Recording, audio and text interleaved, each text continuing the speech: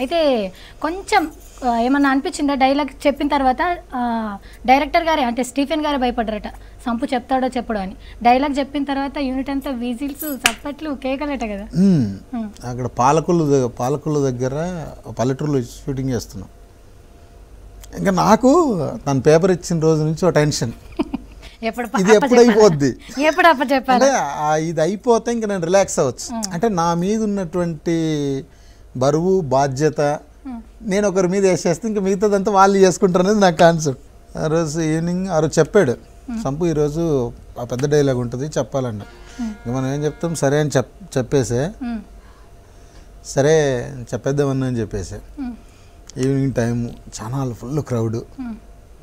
ఇంకా మళ్ళీ కెమెరామెన్ గారు, అద్భుతమైన కెమెరామెన్ ముజీర్ మాలిక్ అను గురుగారు చోటేకే నాయుడు గారి శిష్యుడంట.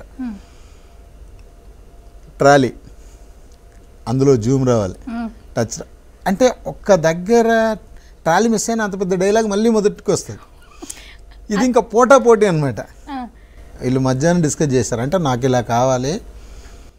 సంపు 4 సార్లు చెప్తే మళ్ళీ ప్రాబ్లం అయిపోద్ది. 4 సార్లు తను చెప్పలేడు, మళ్ళీ ఒక సింక్ అయిపోతే కాదు.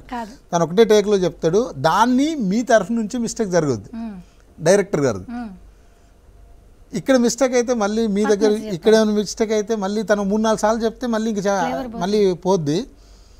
మీరు ఎలా చేస్తారు ఏంటి అంటే స్టడీగా పెట్టి చేద్దాం అనుకున్నా. ఒకటి స్టడీగా వద్దు, సంపు యాక్టింగ్ చేస్తాడు, మళ్ళీ తను నిలబడి చెప్పలేడు, యాక్టింగ్ చేస్తాడు. ఫుల్ ఫ్రీడమ్ ఇచ్చేద్దాం చూసుకోండి అని చెప్పేస్తుంటే స్టార్ట్ చెప్తున్నాం. ఒక్కసారి పక్కన హీరోయిన్ నవ్వింది, అవగానే కట్. సంపు కోపం వచ్చిందా? డైరెక్టర్ గారికి వచ్చింది. మీ అంతా ఆయన తీసుకున్నాడు. ఏంటి నువ్వు నవ్వుతున్నావు, నవ్వకూడదు అన్నాడు. ఇంకా సరే అని చెప్పేసి వాళ్ళు ఉన్నారు. రెండో టేక్ చెప్తున్నా ఒక 100-200 మంది అంటే కామ్గా ఉన్నారు. ఒక రింగ్ టోన్ వచ్చినా మైండ్ డైవర్ట్ అయ్యేది. అవును. చెప్తున్నా అసలు ఇంకా జనాలు ఎక్కడైపోద్ది అని అందరూ ఇట్లా మానిటర్ దగ్గర వీళ్ళు అందరూ ప్రతి ఒక్కరు టెన్షన్లో ఉన్నారు. అసలు లాస్ట్ చెప్పేసరికి ఇంకా గోల అసలు 1 hour 1.5 hour ముందే ఆ రోజు ప్యాకప్. అంటే బయటికి రావడానికి అంత టైం పట్టింది. అసలు ఏంటి సార్ డైలాగ్ ఏంటి సార్, అంత పెద్ద డైలాగు ఎలా చెప్పారు. అప్పుడు శాంతం అనిపించింది అన్నట్టు, అయిపోయింది అంటే బాగా చెప్పించారు. దాని రూపక్ రోనాల్డ్ ఫస్ట్ సినిమా అయినా తనకు కొన్ని విజువల్స్. డైలాగ్ చెప్తారా? అదే చెప్పనే, అదే చెప్పాలా? ఓకే.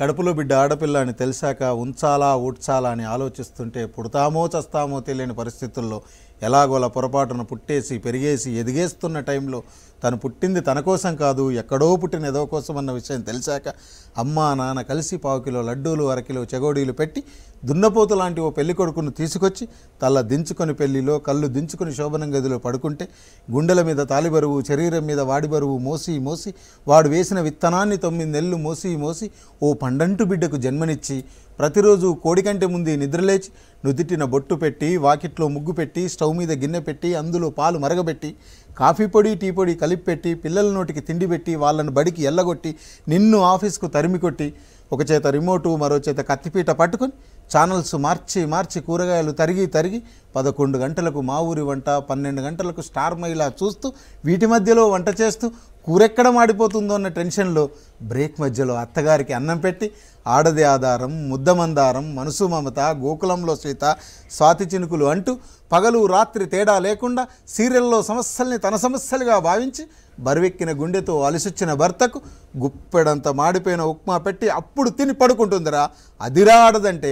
అలాంటి నీ భార్యను వదిలేస్తావా బ్లడీ ఫోల్? ముంగట అట్లాంటి లెవెల్ ఉంటే కొట్టేటట్టు సూపర్.